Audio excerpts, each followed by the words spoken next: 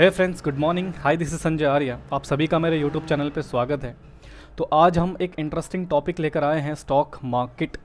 Many viewers ने, many my students, my colleagues, my friend ने मुझसे बोला कि यार कुछ स्टॉक मार्केट के बारे में बताओ भैया, कैसे इन्वेस्टमेंट करी जाए, राइट। तो उसी को लेके आज मैं एक छोटा सा कॉन्सेप्ट लेकर आया हूँ, just some knowledge and facts about the stock market. आज स्टॉक मार्केट की कुछ नॉलेज देखते हैं कि नॉलेज उसमें कितनी इम्पैक्ट डालती है। दूसरा, कुछ स्टॉक मार्केट्स के फैक्ट्स को हम आज डिस्कस करेंगे, राइट। तो इसमें बेसिकली आज हम कुछ 4 से 5 पॉइंट डिस्कस करने वाले हैं, जिसमें शायद आपको बहुत सारी चीज़ें समझ में आए कि स्टॉक मार्केट के रियलिटी क्या है और किस तरीके से आप इन्वेस्टमेंट करके एक अच्छा इन्वेस्टर बन सकते हैं।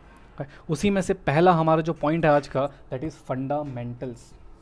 देखिए, आपने ये वर्ड बहुत बार सुना होगा कि फंडामेंटल्स होता क्या है, बट एक्चुअल में इस वर्ड से ना शायद आपको इसका मीनिंग क्लियर नहीं हुआ हो, या इस वर्ड के बारे में आपको मिसमैच किया गया हो, राइट। तो इस वर्ड के बारे में अच्छे समझते हैं कि फंडामेंटल्स क्या होते हैं किसी भी स्टॉक मार्केट में इन्वेस्टमेंट करने के लिए, और फंडामेंटल इतने इंपॉर्टेंट क्यों होते हैं। अगर आप किसी कंपनी में इन्वेस्टमेंट करना चाहते हैं तो उसके फंडामेंटल्स क्या हैं, तो उसके फंडामेंटल्स को हम यहाँ पे डिस्कस करेंगे। सबसे पहले तो फंडामेंटल्स में आपको बता दूँ क्या क्या चीज़ें आती हैं। कंपनी की बैलेंस शीट, कंपनी की P&L अकाउंट, कंपनी का cash flow statements, I hope so ये सब आपने सुनी हो, कंपनी का PE रेशियो, कंपनी का EPS, right, dividend pay out ratio. तो ये सारी चीज़ें हमारे फंडामेंटल्स में आ जाती हैं, और इनके बारे में आपको डिटेल में, डीप में पढ़ना पड़ेगा, समझना पड़ेगा, तब जाके किसी पर्टिकुलर शेयर्स को परचेस करके उसमें प्रॉफिट अर्न कर सकते हैं, फॉर शॉर्ट टर्म या फिर for long term, depending on the situations.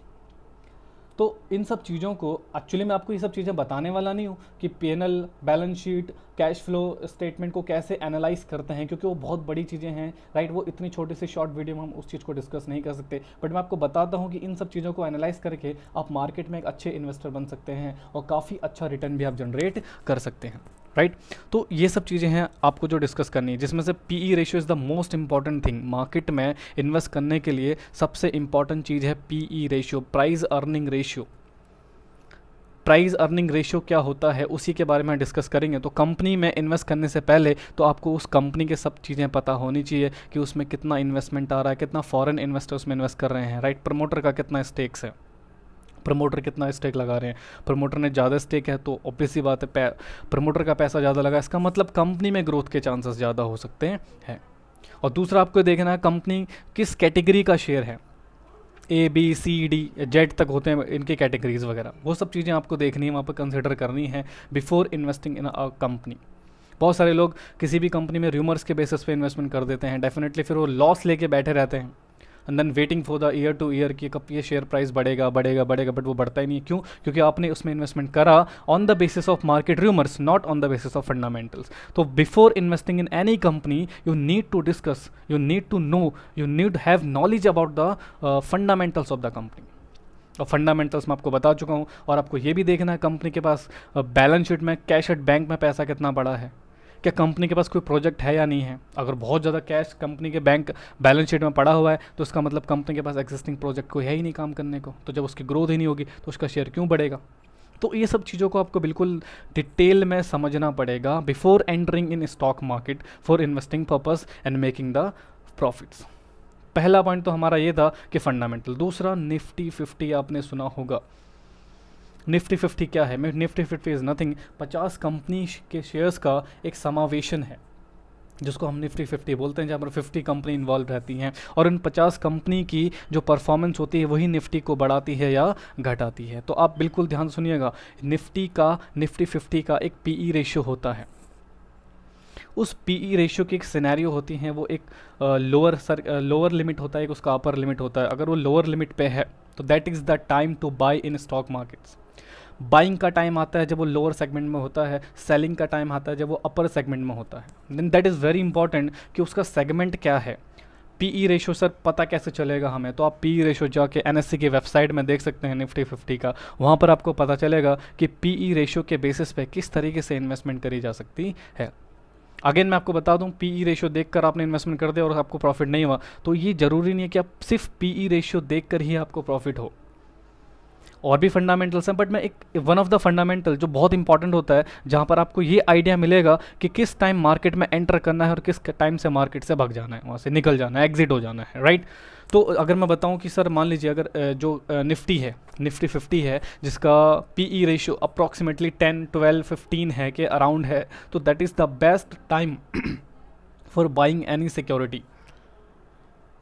But अगर वही 25 से ऊपर चला गया, तो 25 से ऊपर चला गया तो वो टाइम बाइंग, ऐसा नहीं कि उस टाइम पे कोई बाइंग नहीं करता, करते हैं, बहुत सारे लोग बाइंग करते हैं, बट रिस्क फैक्टर बहुत ज़्यादा होता है।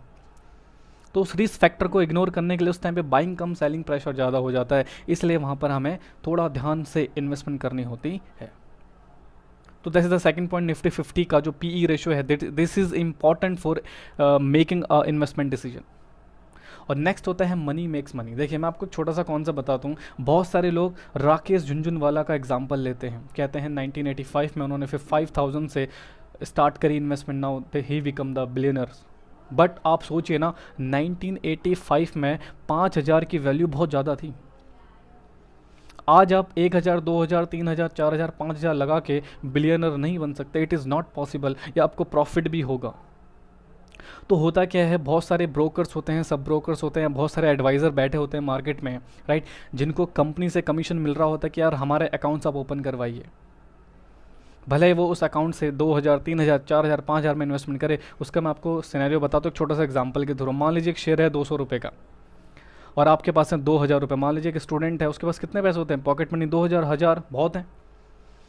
अब 2000 रुपये उन्होंने इन्वेस्ट करे 200 रुपये के हिसाब से किसी इक्विटी शेयर्स में। मान लीजिए 2000 से उसने कितने शेयर परचेस करेंगे, ऑब्वियस सी बात है 10 शेयर, 10 शेयर परचेस करे। अब बिल्कुल ध्यान से कंसंट्रेशन से सुनना, इसका लॉजिक है क्या है।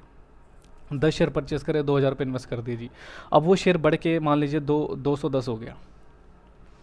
अब मान लो आपने सेल कर दिया, ठीक है, आपको पर शेयर 10 रुपये का प्रॉफिट मिल गया और आपने कितने शेयर ले रखे थे, 10 रुपये, यानी कि 100 रुपये का प्रॉफिट आपने कमाया, जिसमें से मैं आपको बताता हूँ आपने ब्रोकरेज कितनी पे करी, आपने उसमें टैक्स पे करे, सिक्योरिटी ट्रांजैक्शन चार्ज पे करी, स्टैम्प ड्यूटी पे करी और डीपी चार्जेस पे करी। भाई साहब 80-90 रुपये तो यही लग जाते हैं। 100 रुपये कमाए, 80-90 रुपये हमने ब्रोकिंग फर्म को दे दिए, तो हमने क्या कमाया, नथिंग।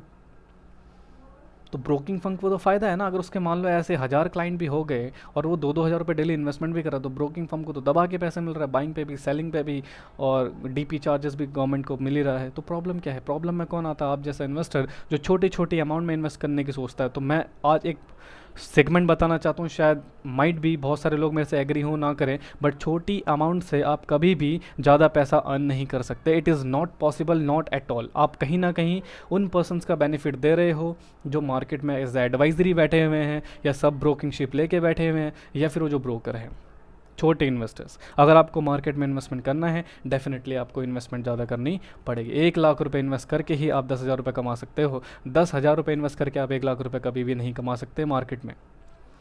अगर आप 10,000 से 1 लाख कमाने की सोच रहे हो, तो आप बिल्कुल 100% रिस्क फैक्टर में बैठे हुए हैं और यहाँ पर आपको प्रॉफिट होने के चांसेस नहीं होते हैं।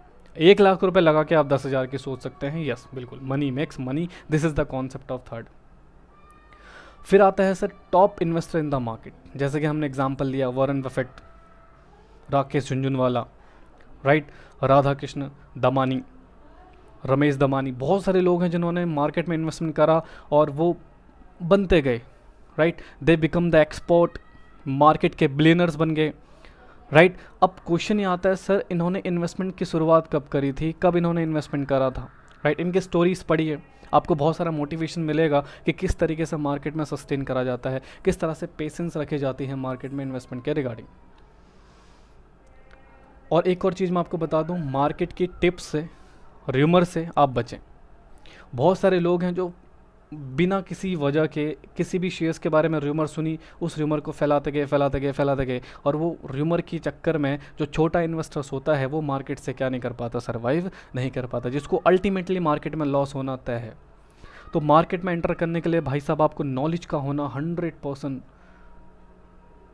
ज़रूरी है। अगर आपको मार्केट की नॉलेज नहीं है तो स्टॉक मार्केट में एंटर मत कीजिए, क्योंकि बहुत सारे लोग बैठे हैं आपके जरिए पैसा कमाने के लिए on the fake news, fake advisory.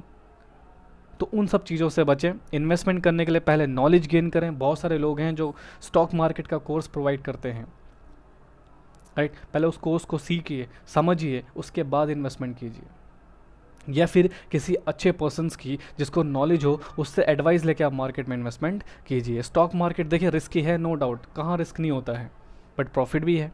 अगर आप जेन्युइन तरीके से इन्वेस्टमेंट करते हैं, अच्छे शेयर्स में इन्वेस्टमेंट करते हैं, तो आपको प्रॉफिट भी मिलेगा।